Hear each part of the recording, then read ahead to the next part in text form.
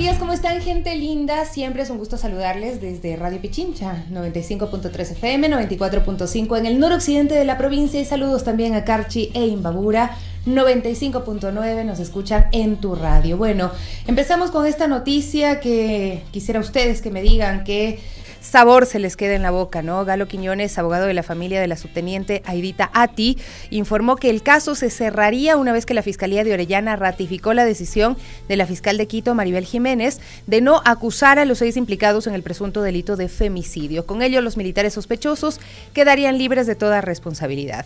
Quiñones aseguró que intentan dejar el caso de presunto femicidio en la impunidad, por lo que no descarta plantear un proceso de fraude procesal contra funcionarios que participaron en las indagaciones. La resolución se notificó este lunes 28 de octubre de 2024 y tiene como base el informe pericial toxicológico, el estudio hispatológico y la exhumación del cadáver. Con la exhumación se habría determinado que la causa de la muerte de la joven militar fue edema pulmonar por intoxicación. El 14 de agosto, Ángel Portilla, abogado especialista en Derecho Penal, policial y militar, denunció que el Tribunal Penal a cargo de procesar el femicidio de la subteniente Aidita Ati no estaba respetando el debido proceso y estaba cayendo en prevaricato cuando resolvió sustituir la prisión preventiva de 4 militares. Portilla aseguró en ese entonces que el mayor Javier P., el mayor Freddy Q., el teniente Johnny M. y el subteniente Eduardo J. quedaron en libertad luego de que un general de las Fuerzas Armadas le hizo llegar una carta a la jueza a cargo del caso, haciéndose responsable y garante de los 4 oficiales. El 27 de septiembre, en cambio, la Fiscalía General del Estado elevó a consulta del fiscal provincial de Orellana este caso y, de acuerdo con la denuncia de la familia, Aidita habría sido víctima de violación grupal el pasado 29 de junio en la cama en la que dormía en el área del fuerte militar Napo. Lo que el padre de Aidita Ati exigía con mucha fuerza es que exista una investigación transparente, porque hay una primera autopsia que determina estas características en la muerte de Aidita. Luego, en la exhumación, pues cambian completamente todos los datos, y el padre de Aidita Ati se preguntaba cómo pudo haberse equivocado tanto un médico al hacer una autopsia y haber determinado moretones, forcejeos, violaciones, grupal incluso, y que luego se diga fue una muerte por edema pulmonar, ¿no? Entonces, este es el reclamo, las cosas están dadas ya. La fiscal Maribel Jiménez pues decidió no acusar a los 6 implicados en el presunto femicidio de Aidita Ati. 9:10, vamos a analizar esto, por supuesto, con más amplitud más adelante, pero estamos de regreso, 9:21 a.m. Gracias a quienes nos saludan, están en contacto a través de nuestras redes sociales, en nuestra transmisión en Radio Pichincha Multimedia, en YouTube, en Facebook, también en X. Ahí estamos también siempre en contacto. Si quiere hacer sus preguntas, también puede hacerlo. Bueno, vamos a conversar ahora mismo con Sara Oviedo. Ella es activista por los derechos de la infancia. Durante toda su vida ha estado dedicada a este trabajo en diferentes ámbitos, desde diferentes espacios, y hoy también abogando porque se transparente estas circunstancias que pues lastimosamente han estado durante mucho tiempo invisibilizadas y que tienen que ver con la pederastia clerical, los abusos sexuales a niños, niñas y adolescentes en espacios religiosos. También ocurre en las aulas, ocurren en los hogares, es decir, los niños, niñas y adolescentes están en una vulnerabilidad tremenda en nuestro país. Esto es estructural, pero definitivamente de lo que hablamos ahora es también de cómo romper la impunidad. Sara, qué gusto saludarle, muy buenos días. Buenos días, muchas gracias a ustedes a la Radio Pichincha por siempre tener temas de tanto interés y sobre todo priorizar la situación de la niñez y adolescencia, que como siempre decimos, como no da votos, es un tema que realmente siempre está como en segundo, tercero o cuarto puesto en los intereses que tienen no solo los medios de comunicación, sino todas las autoridades y los políticos. Habíamos hecho una publicación, una investigación desde Radio Pichincha hace ya una semana y hablábamos de que hay una serie de denuncias por abuso sexual que involucran a miembros de la iglesia y lastimosamente la actuación de la iglesia ha sido de encubrimiento, ha sido de trasladarlos de una parroquia a otra parroquia, y esto no es algo aislado. ¿Qué es lo que ustedes han podido pues determinar también desde este trabajo de organizaciones de derechos de las infancias? A ver, yo quisiera primero partir por compartirle a usted y a las personas que nos están escuchando que yo fui parte del Comité de Derechos del Niño de la ONU y fui la relatora en el caso de la Santa Sede, cuando la Santa Sede acudió por segunda vez en la historia del Comité de Derechos del Niño, acudió justamente al comité, al examen que deben pasar todos los estados que han ratificado la Convención de los Derechos del Niño. ¿Y por qué planteo esto? Porque yo creo que al ser un tema, la pederastia clerical, un tema que sí les asusta a la mayoría de personas, porque son católicas la mayoría de ecuatorianos, muchos de los que nos están escuchando, y sienten mucho temor con que se hable estas cosas. Ahora mismo, cuando hubo este Congreso Eucarístico en Quito, nosotros hicimos un plantón ahí adelante y mucha gente no quería oír, pero así no quería oír. Y decían, y se iban, se hacían a un lado, nos devolvían las volantes que estábamos entregando y algunos inclusive nos trataban mal, o sea, nos decían que por qué no vamos a otras cosas, de que diríamos, personas que violan en todos los espacios, que por qué nos estamos pegando con los curas, etcétera, etcétera. Entonces, yo sí quería partir de esto para que todos los que están escuchando, además que asumo que ustedes como Radio Pichincha, al estar interesados en el tema, quieren seguir trabajando en esto, y sí necesitamos ir creando las condiciones en las personas que al menos se animen a escuchar. Ujú. Definitivamente es así, o sea, es un problema. Y en el 2003, a inicios del 2004, más bien dicho, cuando me tocó dirigir el grupo de expertos de Naciones Unidas en este examen a la Santa Sede, bueno, lo que hicimos es poner en evidencia lo que pasa en todo el mundo. Esto pasa en muchas regiones del país y se han ido destapando poco a poco en los distintos continentes. Igual en la región, en América Latina, se han ido destapando y aquí en el Ecuador, a pesar de que han ocurrido casos denunciados tan fuertes como el del cura Cordero en Cuenca, que fue denunciado en el 18 por Jorge Palacios, aunque Jorge aclara que desde el 2010, desde el 2011, él ya estuvo presentando una serie de denuncias contra el cura Cordero. El cura Cordero le abusó sexualmente de él desde que tuvo 5 años hasta que tuvo casi 15 años, o sea, durante 10 años. El cura Cordero estuvo al frente de escuelas de escuelas sobre todo, de escuelas, o sea, todo lo tenía súper planificado, de escuelas con personas, con niños que venían de familias pobres.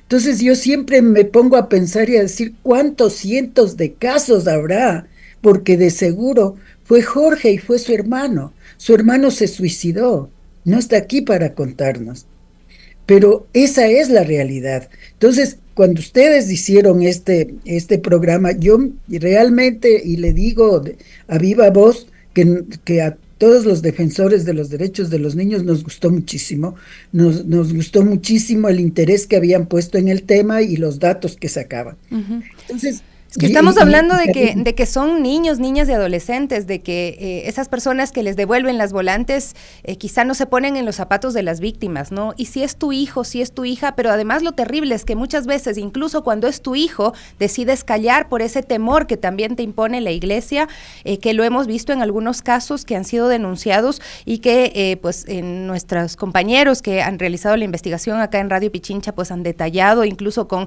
denuncias donde a la niña, donde a la madre les decían que se van a ir al infierno, entre otras cosas, ¿no? Entonces utilizar la religión para manipular, para después acallar también las posibles denuncias, resulta, o tratarlo incluso después en un reconocimiento como un pecado y no como un delito, pues resulta a todas luces muy pernicioso, ¿no? De que esto pueda seguir produciéndose porque te lo dicen, no, bueno, ya pedimos disculpas, ya nos confesamos y ya se acabó, y no es así, ¿no? Pero es muy difícil también conseguir justicia en estos casos.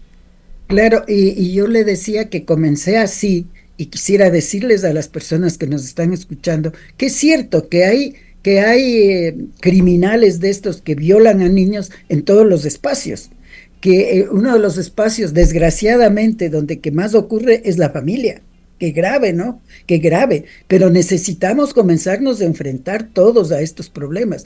Y en el caso de la iglesia también ocurre. Y decirles, ocurre también en las iglesias evangélicas, en las anglicanas, en todo lado ocurre una serie de problemas y no podemos seguir ocultando, no podemos seguir tapando para que nada se diga. Entonces, en ese sentido, una investigación valiente como la que ustedes hicieron, como el proceso que hemos estado siguiendo, que ha estado liderando Sibel Martínez con el lema de la impunidad sagrada, en el cual somos parte de la coalición que se ha formado, una coalición amplia para seguir en ese tema. Toda esa gente es valiente, o sea, seguimos diciendo que así es. El problema que usted acaba de señalar es el central. O sea, lo que nosotros no podemos decir a la iglesia, ustedes tienen culpa de tener esa gente, porque esa gente está en todos los ámbitos. La responsabilidad que le damos a la iglesia y que le dimos en el 2014, cuando les estoy comentando, y desde ahí hemos seguido planteando a la iglesia, es el hecho del encubrimiento. Se puede imaginar, y hablo en plural porque yo sé que mucha gente nos está escuchando, se pueden imaginar que había un reglamento que lo acaba el Papa Francisco de anular, un reglamento mediante el cual, dentro de la iglesia, mediante el cual se prohibía a los obispos y a cualquier superior mismo que se entere de una violencia, de una violación sexual, de difundirlo, de contarlo, o sea, peor de ponerlo, diríamos, en manos de la justicia. Eso primero, o sea, ¿dónde se ha visto? ¿Dónde se ha visto? En el Ministerio de Educación, en el Ejército, en cualquier lado donde que se presente esto, no van a ser capaces de decir esto no lo puedes denunciar. Y eso hizo la iglesia. Supuestamente derogó el Papa Francisco, pero no ha pasado mayor cosa. O sea, la actitud de la iglesia sigue siendo exactamente la misma. De hecho, claro. Sarita, cuando revisamos todos estos casos, después de estos plantones que hicieron cuando estuvo acá ese congreso eucarístico y estos casos que usted está mencionando de impunidad sagrada, Alfredo Espinosa, arzobispo de Quito, viajó el 15 de octubre al Vaticano y fue recibido el 19 de octubre y según ellos, pues el Papa habría hecho observaciones a Ecuador, pero también les pide que supuestamente ordenen y no hagan caso a las injurias. Eso pues dicen en un comunicado de la conferencia episcopal. Entonces la tónica al final del día sigue siendo la misma, pero ahora mismo en el Comité de Derechos Humanos de la ONU en Ginebra se está presentando el caso de Ricardo, este joven que se suicidó en la asamblea después de haber estado buscando que alguien escuche su caso y que le ayude a hacer justicia, y está esta delegación presentando el informe de la pederastia clerical. ¿Qué se puede lograr desde el Comité de Derechos Humanos en la ONU? A ver, yo quisiera terminar la reflexión anterior que usted inició con el tema del encubrimiento. Entonces, esa sí es una realidad. Dígame cómo podemos actuar. Pero el otro problema que hemos tenido junto con eso ha sido ninguna respuesta de los estados. Y escúcheme eso, o sea, los estados, tengan o no como dato con la iglesia, como ocurre aquí en América Latina, no se han manifestado para nada, para nada. O sea, eso a mí me parece casi igual de grave que el encubrimiento de la iglesia. Entonces, estos chicos que son, diríamos, violados por un cura con el cual tienen una relación de fe súper importante, no tienen a dónde regresar la cara, porque además, tal como usted dijo, yo conozco casos que directamente me han contado que la iglesia les ha pagado un psicólogo y que lo que hace el psicólogo o psicóloga es decirles, a ver, te vamos a poner clarito lo que tienes que decir a la gente afuera. tú tienes que perdonar a la iglesia, tú no puedes seguir diciendo este tipo de cosas. Entonces, en ese contexto, palabras como las del pronunciamiento que hicieron al volver esta comisión de la iglesia ecuatoriana que estuvo en Roma, dígame, ¿qué podemos esperar? O sea, lo único que iban a hacer es legitimar lo que están haciendo. Nunca las iglesias se pronuncian, nunca salen a decir. Yo estaba revisando, para poder llegar a esta entrevista, estaba revisando justamente las denuncias que se hizo frente a los casos de los cura Cordero, frente al caso de Fernando Intriago en Guayaquil, frente al caso uno de los más graves, de José Luis Sánchez en Cuenca, que era un cura que tuvo a su cargo muchísimos años a niños y a mujeres con distinto tipo de discapacidad, a las cuales primero les hizo procesos para que no puedan tener hijos sin ningún consentimiento, a los chicos les violó repetidas veces, o sea, eso es lo que estamos viendo. ¿Qué ha dicho la iglesia? ¿Sabe qué salió a decir? Que más o menos los términos es que ha cometido ese pecado. Desgraciadamente tengo que nombrarle inclusive a Monseñor Luna Tobar, de quien tenía yo mucho respeto. También dijo que eso es un pecado, que hay que acompañar a estos curas que han cometido este desliz, este pecado. Más o menos en ese ámbito se mueve. Entonces, tenemos una situación de encubrimiento. Tenemos una situación de no solo de encubrimiento, sino de este hecho de que les mandan a callar, de que les compran, de que les mandan a callar, de que les dicen que si hablan van a tener más o menos el infierno ahí al lado. O sea, tenemos autoridades del país que nunca se han pronunciado, ni locales ni nacionales. Tenemos autoridades que nos vienen a decir, o inclusive un papa que tal vez le faltó información, porque sí le he visto actuar en otros casos. Uh-huh. En todo caso, yo le considero que el Papa Francisco es un gatopardismo total. O sea, dice que todo quiere cambiar, pero para que nada cambie. Esa es un poco la lógica que tiene él. Entonces, es como tener en contra a todo. En contra a todo. Por eso es que es tan importante investigaciones como las que ustedes han hecho y que ojalá continúen. Porque yo le iba a decir, tengo algún material que revisé ahora que me encantaría mandarles. Por favor. Porque toda la realidad de la iglesia uh-huh. evangelista y anglicana aquí también es súper fuerte. La realidad de los colegios religiosos. ¿Cuántos casos en los colegios religiosos? Todo esto lo sacó a la luz Ampetra, pero ha quedado como si no ha pasado nada. Ese es quizá el problema, ¿no? De que muchas veces se logra un punto, un clímax de la denuncia y la sociedad llega como que incluso a un acuerdo, arropa estas investigaciones, esta valentía de las personas que la sacan adelante, pero luego aprovechan la convulsión, los apagones, todo y se queda en nada, ¿no? Y esto realmente nos hace también reflexionar como sociedad qué podemos hacer, ¿no? Cómo protegemos a nuestros niños, niñas y adolescentes de la impunidad, de estos abusos primero y luego también de esta impunidad que se teje sobre estos casos. Sarita, muchísimas gracias por acompañarnos el día de hoy. Siempre es importante conversar con usted y pues poder hacer estas reflexiones. Creo que es necesario que no dejemos de hablar, que no soltemos el tema.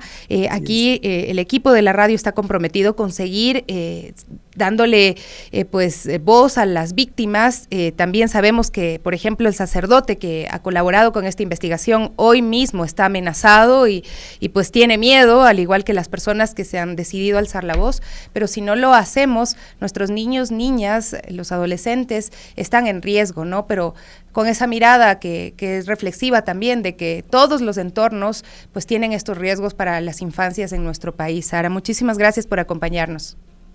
Gracias también, Sofía, y cuente con nosotras para colaborar con la investigación de ustedes. Estamos a la orden también. 9:38, momento de hacer una pausa y volvemos enseguida, ¿no? Esperemos que estas reflexiones nos muevan a todos quienes estamos pendientes hoy de la Radio Pichincha de este programa. Volvemos.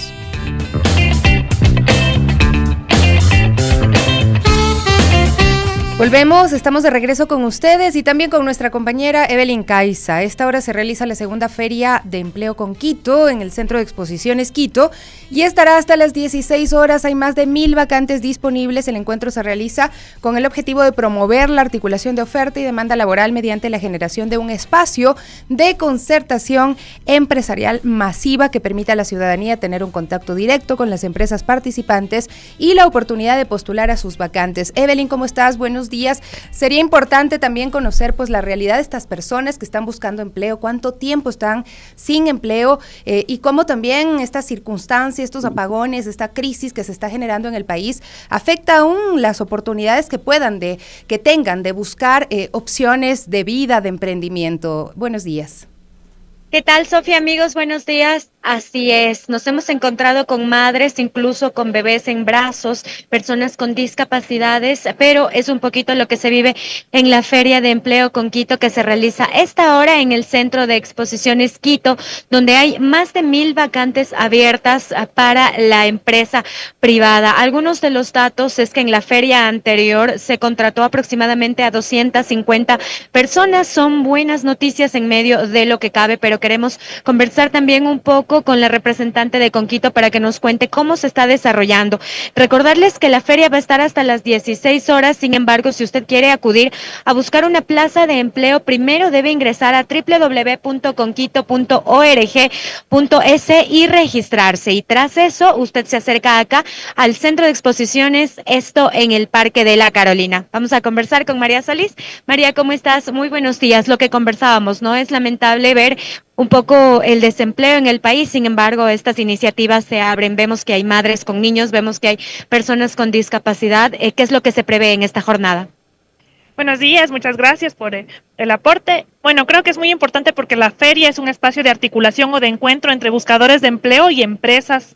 Aquí el día de hoy tenemos más de 1,200 vacantes que se están gestionando el día de hoy para las personas que buscan encontrar una oportunidad laboral. Sí, lo importante de estos espacios es que puede venir la persona con múltiples perfiles y dejar en cada una de las empresas y tener un encuentro directo con la empresa, con la vacante a la que aspira y demás. Estábamos conversando también sobre los datos del desempleo y es que este registro que realiza Conquito no es porque sí, es para mapear un poco y contemplar estadísticas. ¿Cómo están un poco estos datos? ¿Cuáles son las tasas de desempleo que tenemos en Quito? Sí, bueno, es muy importante mencionar que los jóvenes son los que aportan más a estas tasas de empleo, es una problemática fuerte para los jóvenes. También, bueno, tenemos datos de las administraciones zonales, de Quitumbe, de Calderón, también tenemos datos representativos, entonces buscamos mapear un poco para sectorizar y apuntar a este tipo de inclusión, ¿no? Fomentar con las empresas, tal vez a través de nuestras políticas como Conquito, atacar a estos puntos vulnerables que tenemos de desempleo en el Distrito Metropolitano de Quito. Sobre la base de estos datos también tenemos masculino, femenino. ¿En qué sector se presenta el desempleo? Bueno, está más o menos equiparado, tanto hombres como mujeres, un poquito más despunta el femenino. ¿Y esto debido a qué se daría? Creo que, bueno, hay un tema súper fuerte ahorita en el país, entonces este despunte es más o menos equilibrado y creo que se representa en el Distrito Metropolitano de Quito. Ok, entonces antes de conversar un poquito con la gente, recalcar, María, la modalidad, hasta qué hora van a estar, también recalcar el registro para que puedan acercarse. Bueno, les invito a que visiten la página web de Conquito, www.conquito.org.es. Vamos a estar de 9 de la mañana hasta las 4 de la tarde. Sin embargo, si quieren registrarse en línea, lo importante es que lo puedan hacer hasta la 1 de la tarde para que encuentren turnos adecuados y puedan venir y no esperar tanto. Están aproximadamente más de 50 empresas, ¿cierto? Sí, 50 empresas están participando con muchísimas vacantes. Ok, María, muchísimas gracias. Vamos también nosotros a mostrarles un poquito el panorama a esta hora. Tenemos todos los stands ubicados y pues la gente se ha acercado a buscar trabajo. Vamos a tratar de conversar con ellos, aunque están un poquito atareados. Mi señor, muy buenos días. Estamos en vivo para Radio Pichincha. Usted ha venido a buscar empleo. ¿Cuánto tiempo lleva sin un trabajo formal? 1 año, 3 meses. 1 año, 3 meses. Año, 3 meses. ¿Cómo se enteró de esta feria y cómo en este tiempo también ha logrado un poco sobrellevar y llevar los gastos de la vida en el desempleo? Bueno, prácticamente he buscado la forma de hacer taxi informal, vender artículos de tecnología y bueno, y me enteré por las redes sociales prácticamente, en la cual ahí me pasaron, estuve investigando para ver qué empresas más o menos estaban y bueno, estoy aplicando. Usted ya dejó su hoja de vida en algunos de los stands, ¿qué es lo que espera? Ya, bueno, ya van tres empresas las cuales ya he dejado la hoja de vida y bueno, que este tipo de eventos se realicen cada 3 meses. Ok, muchísimas gracias. Vamos también a continuar conversando acá con la gente que se dio cita. ¿Cómo está, mi señor? Muy buenos días. Estamos en vivo para Radio Pichincha. Una consulta. Usted vino a buscar empleo. ¿Cómo le ha ido? ¿Cuántas hojas de vida ya ha dejado? Y principalmente, ¿cuánto tiempo está ya sin trabajo? Ya toda la pandemia estoy sin trabajo, ya más o menos casi 5 años. He dejado unas 5 hojas de vida, lo que más estamos cogiendo es por el código QR, que es con la tecnología actualmente que para llegar a la empresa. Me parece muy bien esto de llegar con el código QR porque es más fácil para poder acceder. ¿Cómo ha podido un poquito sobrellevar la vida en estos años de desempleo? Bueno, tengo conocimientos un poco de mecánica, tengo un poquito de conocimientos, tengo la licencia de conducir, de repente hago algún trabajo para licencia, bueno, de clases de conducción a veces particulares. También sé algo de lo que es algo básico de hacer en la casa, ¿no? Por ejemplo, yo que sé, arreglar algo de tuberías. Me tocaba aprender de todo, ¿no? Multifuncional para sobrevivir. Felicitaciones. Sin embargo, usted desea tal vez o aspira a conseguir algún empleo fijo. Sí, lo que sí, no estar aportando al IES. Esa sería una parte importante porque los años pasan y va a llegar a la edad de jubilarme y no tengo los años de jubilación. En mi caso tengo solo 13 años aportando y me faltarían unos 20 años para terminar de aportar. Y quién sabe alcance a los 30 años que hay que tener mínimo de aportaciones. Listo, mi Bessie, muchísima suerte y muchísimas gracias por compartirnos su testimonio. Nos habían comentado desde Conquito que la mayor tasa de desempleo son estudiantes de bachillerato e incluso estudiantes universitarios y efectivamente acá los vemos. Vamos también a tratar de conversar con algún estudiante. Están un poquito ocupados dejando las hojas de vida, sin embargo, vamos a ver si nos reciben por acá. Bueno, están recibiendo las explicaciones de los trabajos, están dejando sus hojas de vida, están llenando los códigos. Y vamos a indicarles también los stands que se registran acá. Son más de 50 stands que se encuentran en el Centro de Exposiciones Quito, en donde la gente ha venido a dejar su hoja de vida. Mi señora, muy buenos días. Estamos en vivo para Radio Pichincha. Cuéntenos, usted ha venido a esta feria con la esperanza tal vez de conseguir un empleo fijo. ¿Cuánto tiempo se encuentra en el desempleo? Sí, bueno, últimamente estoy buscando empleo de este mes porque me quedé sin empleo a inicios de octubre. Me dijeron que estaba por recorte de personal y pues quedé desempleada. ¿En la empresa usted considera que fue esto por los cortes de luz, ya que fue reciente, o tal vez por otra razón? A nivel general, por lo que primero estaba en el área de crédito y cobranza, entonces la cobranza como que en estos tiempos ha tenido tendencia a bajar. Y otra situación fueron los cortes. Entonces, lo que hacen las empresas últimamente es unificar puestos y pues recortar personal. Personal. Bueno, usted salió de su empresa con todos los beneficios de ley, digamos, al menos eso respetaron. No, lamentablemente, bueno, últimamente una de las acciones que están haciendo las empresas es hacer firmar las renuncias en forma anticipada. Entonces salimos como una renuncia. Ujú. Ok, bueno, usted ha venido a dejar hojas de vida, ¿qué es lo que espera en esta mañana? Bueno, encontrar algo con contrato fijo, que es lo que últimamente estamos necesitando porque se han presentado ofertas, pero con prestación de servicios por horas, no formal. O sea, más es lo que está primando es el trabajo informal. Listo, mi señora, muchísimas gracias y muchísima suerte.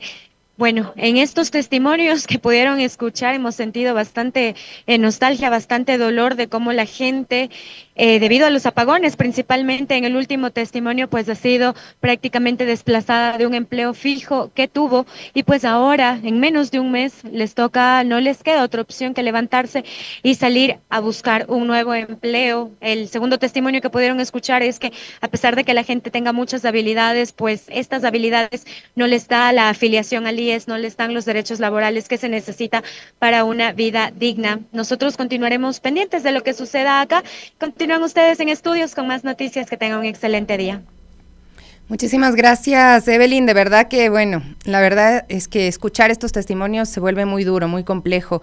Es la realidad de miles de personas en nuestro país que están sin un empleo fijo, que se enfrentan todos los días a la incertidumbre, a no saber si es que mañana van a tener ingresos o no, a hacer lo que puedan, a inventarse formas de poder generar ingresos, y esa es la realidad que estamos viendo en nuestro país, ¿no? Aunque lo quieran negar las autoridades, aunque la ministra diga que no es tan brutal el tema de la pérdida del empleo que tiene que ver con los cortes de energía eléctrica. No, la realidad es dura, la realidad es que hay personas a las que les obligan a firmar una renuncia anticipada y que cuando salen de una empresa ni siquiera tienen una liquidación o tienen opción de acogerse a un seguro de desempleo porque han firmado su renuncia y han salido como si fuera su voluntad cuando la realidad es otra, ¿no? Entonces también ahí la responsabilidad de las empresas, uno trata de entender también las circunstancias que están enfrentando quienes pues han decidido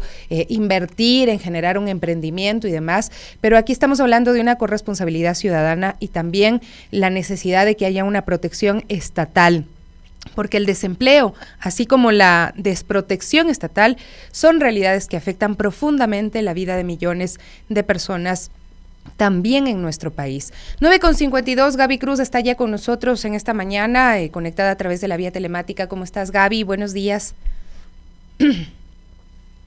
Gaby, el audio. Eso. Ahí estamos, creo Sí. que sí. Ahí estamos. Buen día, mi Sofi, buen día, amigos y amigas de las Guarmis. Pues bueno, seguimos en esta modalidad, esperemos poder volver con ustedes también allá en cabina. Y justo lo que tú mencionas, Sofi, que qué duro es este golpe para todos, principalmente para los emprendedores. Justo, por ejemplo, en mi barrio ahorita no han cortado la luz a la hora que dijeron, porque bueno, seguramente están también considerando esto que dijeron, que pues se iban a reducir las horas de los cortes, y solo en esa cuestión de 2 horas, 3 horas, sí uno sí puede ver y palpar en sus barrios, en sus vecindarios, cómo nuevamente se dinamiza todo, ¿no? Cómo empiezan a vender nuevamente las tiendas, cómo todo, porque así es lo que ocurre, ¿no? Porque dependemos mucho de la luz y muchos de los emprendimientos dependen también de esto para seguir subsistiendo, y el daño que se genera con esto y las pérdidas también, pues es muy alarmante, y principalmente a quienes tienen sus pequeños negocios, que sí corren el riesgo de cerrarlos. Entonces, pues es lo que estamos viviendo, esperemos que próximamente se tenga una solución. Lamentablemente no es a corto plazo, sino a largo plazo, pero bueno, ahí todos estamos también viendo la manera, ¿no?, de subsistir cada día. Así es, son realidades que nos llaman también a sentir empatía, ¿no?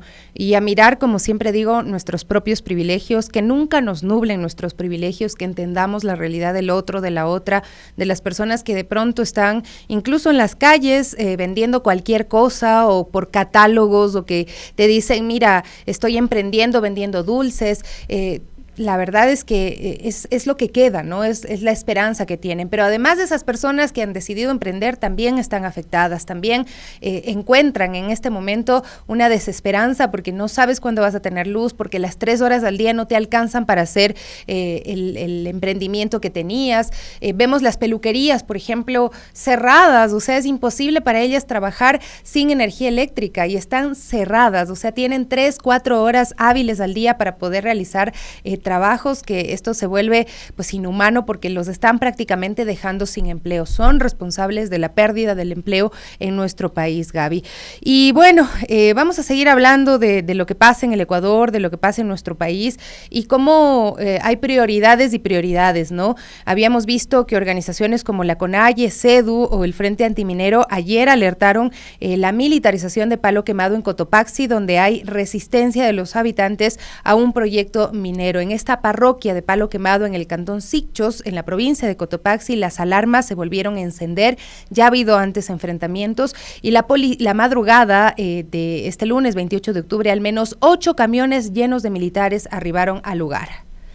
Bueno, en esta zona también se busca concretar la concesión de este proyecto minero La Plata, que está a cargo de la empresa Atico Mining, y la Confederación de Nacionalidades Indígenas del Ecuador, la CONAIE, informó que cerca de la 1 de la mañana los habitantes de la zona reportaron la llegada de camiones militares y también camionetas con placas cubiertas, acompañados por funcionarios del Ministerio del Ambiente, que mencionaban pues en Palo Quemado y Las Pampas las comunidades indígenas han enfrentado una intensa militarización para facilitar la explotación minera, especialmente desde la concesión del proyecto La Plata. Durante meses han resistido la presencia de Fuerzas Armadas y la intervención de empresas mineras, denunciando violaciones a sus derechos humanos y ambientales. Esto fue el pronunciamiento de la CONAIE. Así es, el 2 de agosto pasado, el juez Darwin Paredes negó un recurso de acción de protección presentado por los habitantes de Sicchos, favoreciendo al proyecto minero en esta zona, y la decisión fue rechazada sin duda por la ciudadanía. Entre tanto, en las últimas horas, el Frente Nacional Antiminero ha difundido videos e imágenes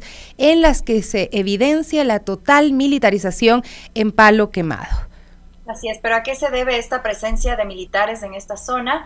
Pues Radio Pichincha conoció que el arribo de las Fuerzas Armadas obedece a una notificación del Ministerio del Ambiente para el reinicio de esta consulta ambiental en el proyecto minero La Plata, y los militares pues buscan prevenir altercados como los ocurridos en marzo de este año, y esto luego de que terminara la acción de protección impulsada por el alcalde de Sicchos en contra de este proyecto, y este proceso se suspendió en los trámites de licencia ambiental para construir la mina, pero también se busca reanudar estas operaciones. Y bueno, por su parte, la Comisión Ecuménica de Derechos Humanos, CEDU, alertó también de la presencia de las Fuerzas Armadas y que esto pone en riesgo también los derechos de las personas campesinas.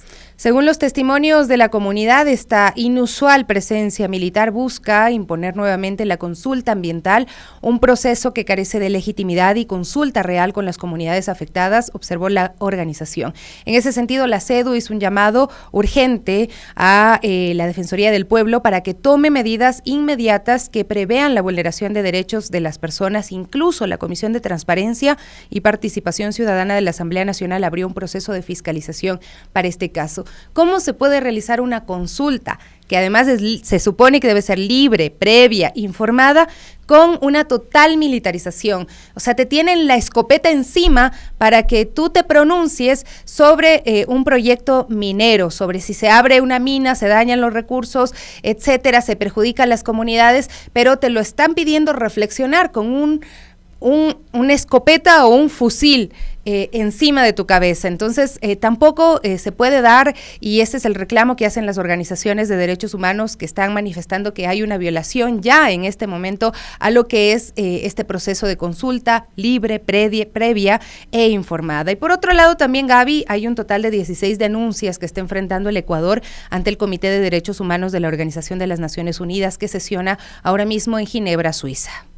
Bueno, los casos son distintos, ¿no? Desde pederastia, clerical, tortura carcelaria, detenidos, por supuesto, terrorismo, discriminación a la comunidad LGBTI e indígenas, falta de protección a niños, niñas y adolescentes que son víctimas de violencia, y otros casos que tienen que ver también con violación a los derechos humanos, como recordemos el caso de la vicepresidenta Verónica Abad, el ex vicepresidente Jorge Glass, también el caso de María Belén Bernal, de Alondra Santiago y muchos otros casos. Con la información recibida por los miembros del comité, cada uno realizó cuestionamientos a la delegación de autoridades del gobierno ecuatoriano, en especial al procurador. Por ejemplo, los integrantes del comité pidieron que se responda sobre casos de tortura carcelaria y cuándo las Fuerzas Armadas van a dejar los centros de privación de libertad, así como se explique por qué se mantienen los estados de excepción por 6 años cuando se advierten de ejecuciones extrajudiciales y maltratos, sobre todo en este 2024.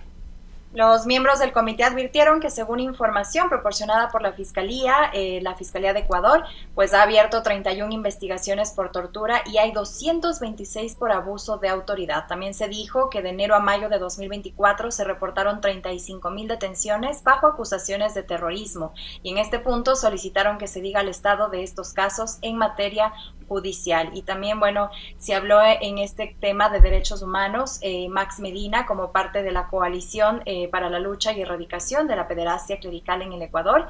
Y bueno, el delegado dijo que este tipo de violencia sexual es sistemática y ha sido encubierta por las instituciones religiosas que tienen complicidad con el Estado. Y trajo también a colación el informe de la Defensoría en el que se señala que la Fiscalía reportó que entre el 2018 al 2023 se dieron más de 52,000 denuncias de abuso sexual infantil. Óigase bien esta cifra, 52,000 denuncias de abuso sexual infantil.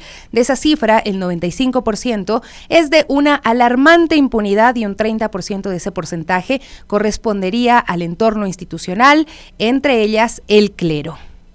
Y entre los casos que analiza el comité es el de por qué el Ecuador se lo ve como si estuviera en un estado de guerra por un supuesto conflicto armado interno, y en este caso se pidió que se explique el por qué es necesario mantener este estado de excepción. Y también se puso sobre la mesa el caso de la vicepresidenta Verónica Abad y qué pasaría si el presidente Daniel Noboa deja el poder para asumir su rol en los comicios de 2025 como candidato.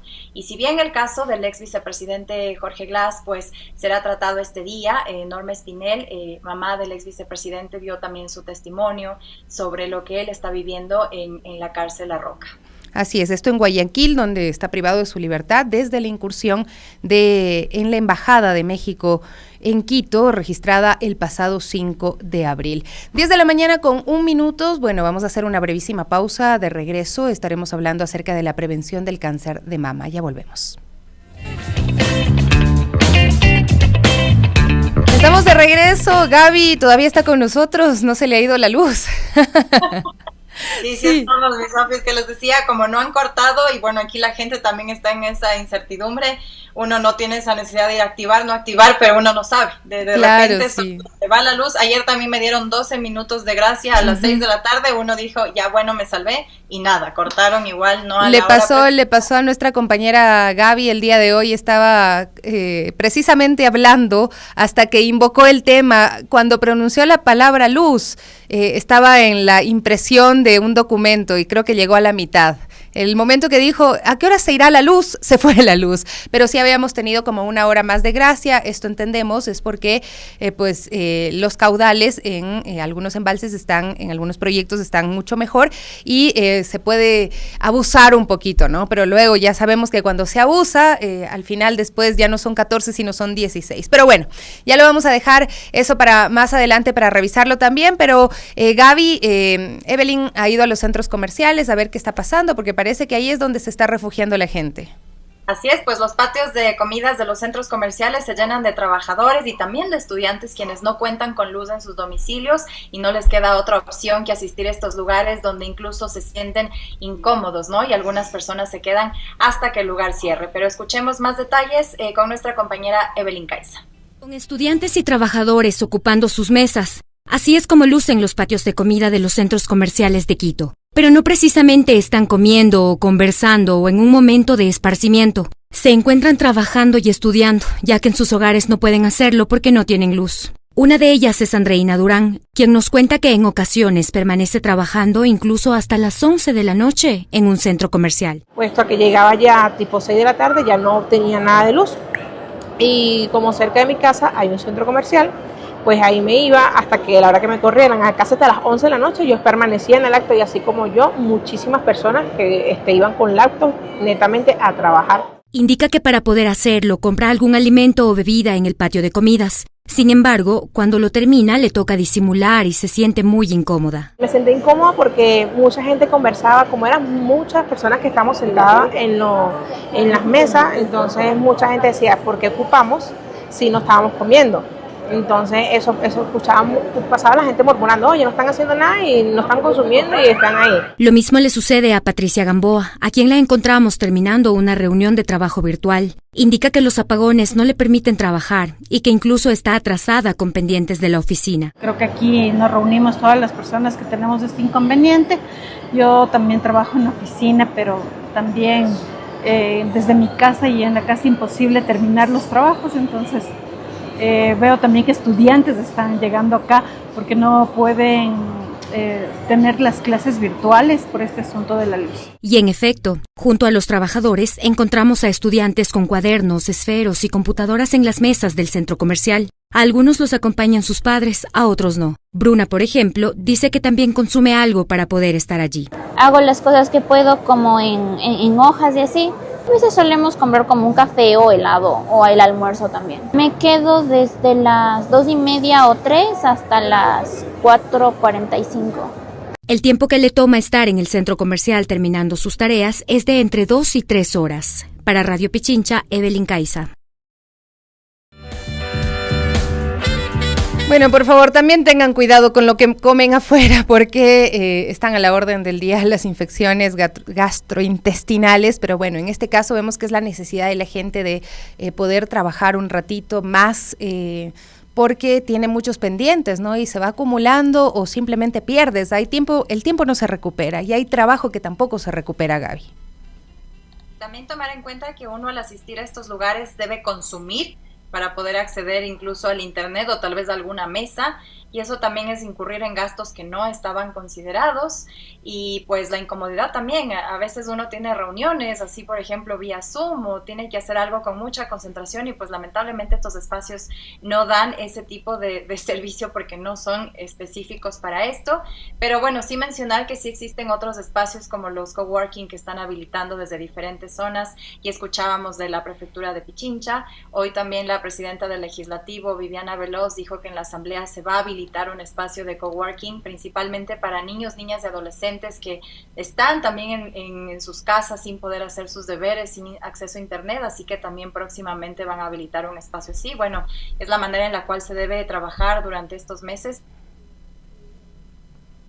Y se fue la Gaby, me imagino que se le fue la luz, se quedó congelada la imagen. Pero bueno, también decíamos que Patricio Espinosa, el rector de la Universidad Central del Ecuador, también solicitó al gobierno que no corte la energía eléctrica en esta institución educativa, ¿no? Ayer dijo, consideramos que la Universidad Central no debería privársele de energía eléctrica, señaló la mañana de este lunes 28 de octubre, y añadió que ya se han establecido contactos con las autoridades del gobierno. El procurador de la Universidad Central, por su parte, señaló que mientras haya luz en las mañanas pueden trabajar, sin embargo en la tarde, para no perder clases, varias facultades pasaron a modalidad virtual. Pero ¿cómo pueden hacer una modalidad virtual si tampoco tienen los chicos y chicas energía eléctrica en sus casas, ¿no?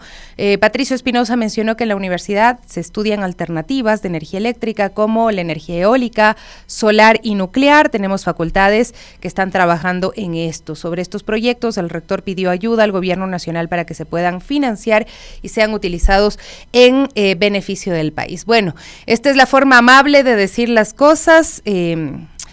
En la ciudad de Cuenca hubo protestas el día de ayer, los estudiantes salieron a las calles y dijeron pues que están sin luz, sin empleo, sin la posibilidad de hacer nada, pero el presidente Daniel Noboa ayer ya nos dijo cómo tenemos que abordar este tema. No importa cómo usted se sienta, no importa que sienta frustración, no importa que esté perdiendo el empleo, no importa que esté pasando incluso por depresión, hay adultos mayores que nuevamente se enfrentan a una soledad y además a una oscuridad, y el presidente un día después de su entrevista en el canal TC Televisión, participó en un evento en la provincia de Guayas. Se desarrolló la emisión de aval de $100 millones para el programa de vías rurales de la prefectura de Guayas. El presidente en el acto, pues también estuvo la prefecta Marcela Aguinaga, el gobernador de la provincia Vicente Aut y el ministro de Finanzas Juan Carlos Vega. En su discurso, el presidente de la República reconoció que Ecuador vive días difíciles. Bueno, no necesita contarnos. Agregó que el Ejecutivo tiene al equipo y a las personas adecuadas para combatir la miseria, la indiferencia y a los narcoterroristas. No solo podemos hablar de lo malo, dijo, hay que contarle a la gente las cosas buenas que están pasando, como el sector exportador ha logrado salir adelante este año, dijo Noboa, por ejemplo. Esto en alusión a la crisis energética que atraviesa Ecuador con cortes de luz de 14 horas al día. La situación pues desató críticas, sin duda, en la opinión pública a la gestión del presidente frente a la crisis, sobre todo en redes sociales.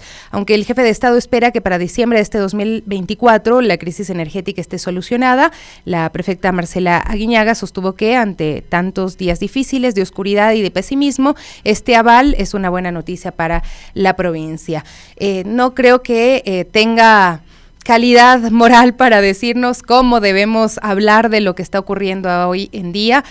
Hay mucha gente que lo toma con mucho humor. Las redes sociales están llenas de memes, están llenas de videos parodia. Hay gente que lo toma con mucho humor, que se mata de risa cuando en los municipios te están diciendo además ahorra agua y no haces caso. Veía un video de una chica que terminaba diciendo, como no entienden, se los voy a decir de otra forma, y terminaba mentándonos hasta la madre. Pero bueno, hay diferentes formas de adoptar y de razonar esta crisis, ¿no? Pero no necesitan decirnos cómo hacerlos. Los ciudadanos y ciudadanas tenemos suficiente capacidad como para discernir sobre lo que está ocurriendo y también para endilgar las responsabilidades.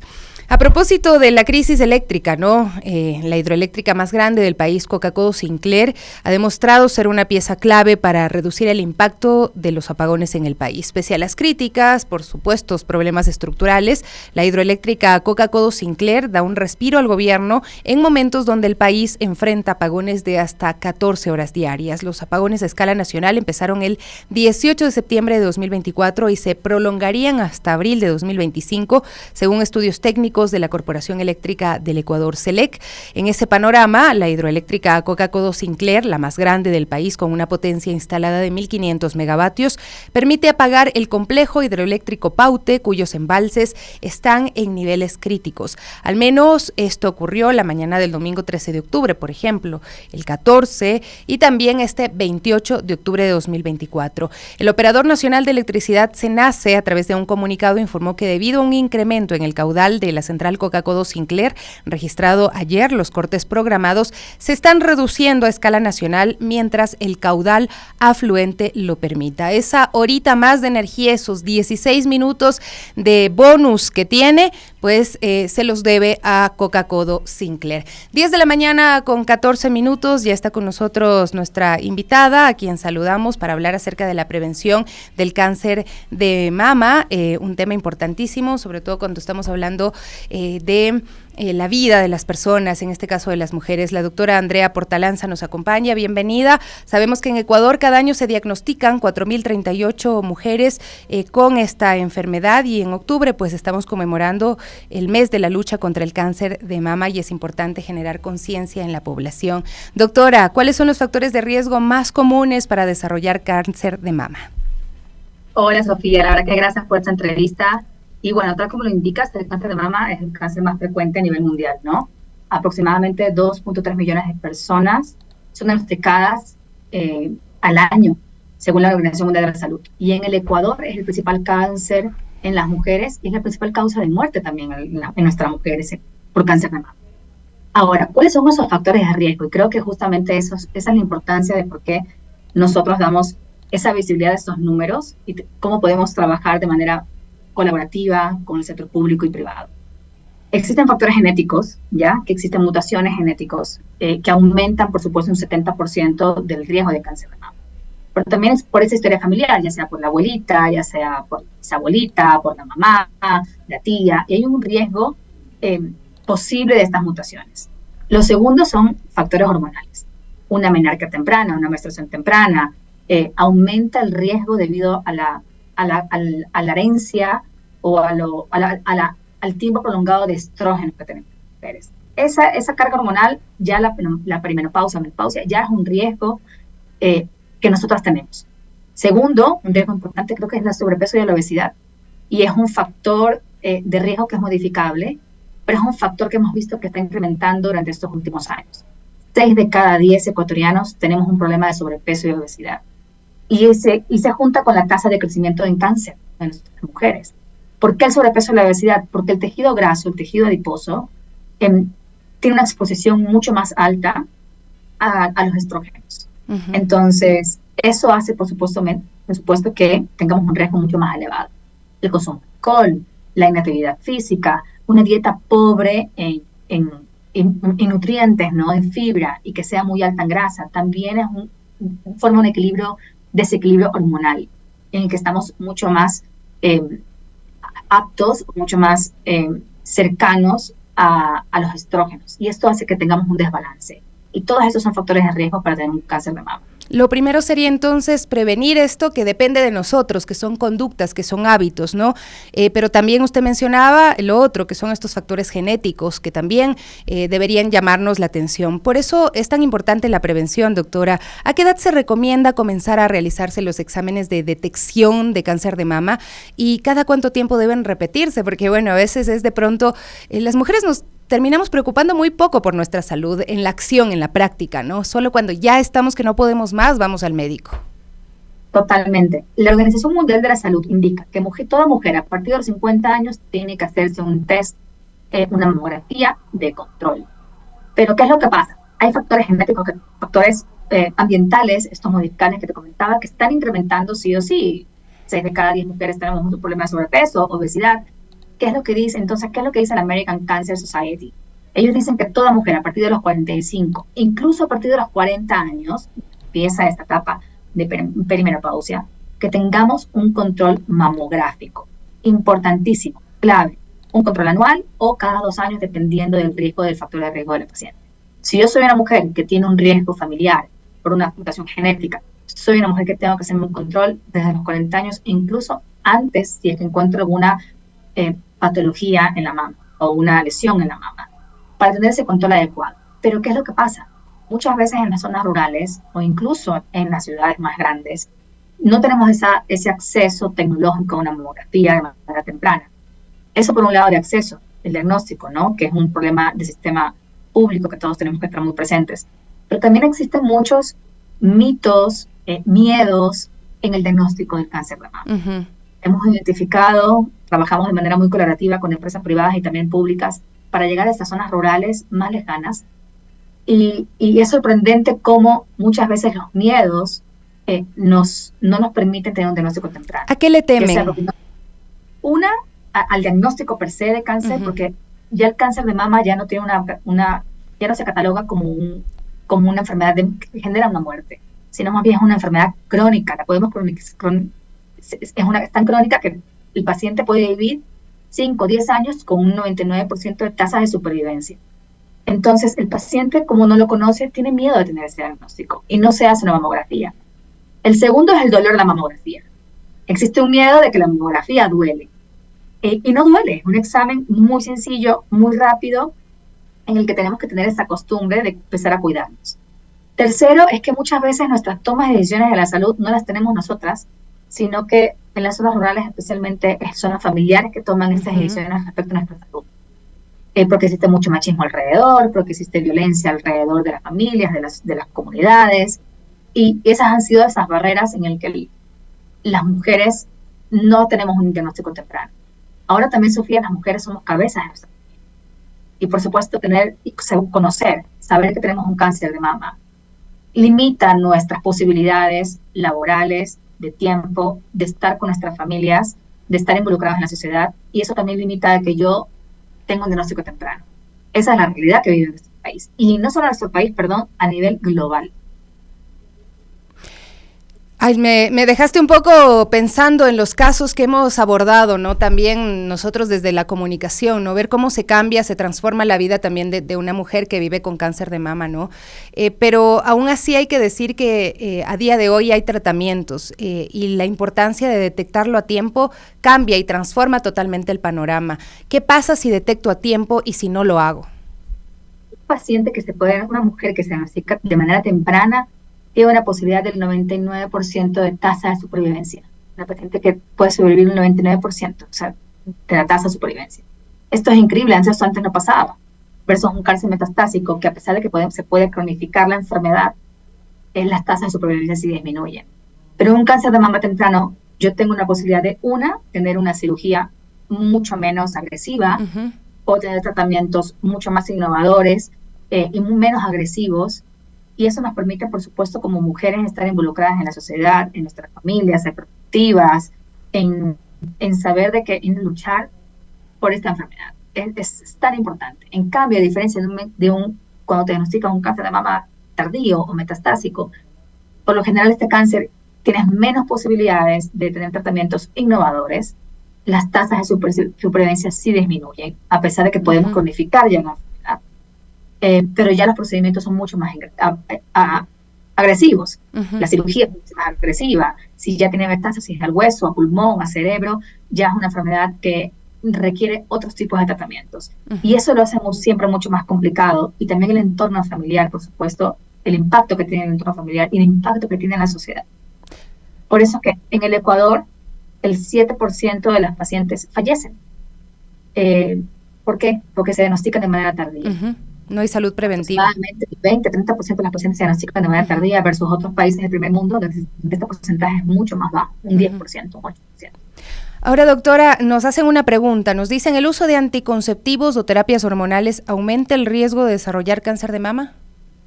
Es un factor de riesgo. Justo lo que les comentaba. Los factores de riesgo son esta exposición prolongada a estrógenos, ¿ya? Y eso aumenta el riesgo de un cáncer de mama, ya que estas hormonas estimulan las células, el crecimiento de células cancerígenas. Por eso todo paciente que ha tenido, que se encuentra en etapa de menopausia, que está en tratamiento con terapias hormonales, o estos pacientes que tuvieron una menstruación temprana, una menarquia temprana, han estado por mayor tiempo una exposición a estrógenos, es un factor de riesgo. Sí, lo es. ¿Qué recursos existen para mujeres en alto riesgo de cáncer de mama, ¿no? ¿Y cuáles son las mejores medidas preventivas en estos casos? Creo que lo principal es boca a boca, estos mensajes de dar visibilidad en el estado de cáncer de mama en el Ecuador en el que estamos, que las mujeres nos empoderemos de nuestra salud, que nuestras familias también sean ese soporte, ¿no? Para que nos puedan direccionar, porque estamos sanas, va a ser siempre saludable para la sociedad y la economía, la familia, etcétera. Pero justamente eso, tenemos nuestros hospitales, tenemos nuestros centros, nuestro médico de cabecera, tener una mamografía temprana a partir de los 40 o 50 años, dependiendo de los factores de riesgo que tiene la paciente. Y hablar con nuestro médico, ¿no? Esa comunicación, esa confianza médico-paciente que tiene que existir para que nuestros pacientes se empoderen y puedan decir, esto es lo que necesito, esto es lo que quiero, examíneme, examen físico, luego de una mamografía, una ecografía, luego una ecografía, en caso de una lesión, una biopsia. Entonces, mientras más conozcamos del cáncer de mama, de las posibilidades de tratamiento, del diagnóstico, de conectarnos mucho con las asociaciones de pacientes, por ejemplo. Ellos tienen mucha información, mucha voz, han recorrido un camino, tienen incluso soluciones acerca de las barreras y desafíos que han encontrado en este camino. Es lo más importante, ese empoderamiento de la mujer, ese empoderamiento también médico, para poder tener una mejor comunicación médico-paciente, y por supuesto las mesas colaborativas, ¿no? Público-privadas. ¿Qué podemos hacer más allá? ¿Qué políticas públicas hacen falta para trabajar por nuestras mujeres? Porque sí, Sofi, hay evidencia de que por supuesto las mujeres vivimos más que los hombres, sin embargo vivimos por ese mayor tiempo enfermos. Qué fuerte. Me quedo con esto último, pero con ese llamado para los ciudadanos y ciudadanas, para las familias también, que arropemos a las mujeres, que hablemos con las mujeres desde jovencitas, con las niñas, con las adolescentes, ¿no? Desde que empieza la etapa de la menstruación y podamos abordar estos temas, estos riesgos también que tenemos en nuestra salud y sobre todo busquemos esa salud preventiva. Y acá Osvaldo nos dice, por favor, quiero recomendarles alimentación orgánica, que también ayuda a tener un sistema inmunológico mucho más fortalecido. La doctora Andrea Portalanza nos acompañaba esta mañana. Un abrazo muy fuerte. Con usted cerramos hoy nuestro programa. Gracias, Sofía. Nos vemos. Un lindo día para todos ustedes, queridos amigos y amigas. Ya vienen las noticias y el Quique Show aquí en Radio Pichincha.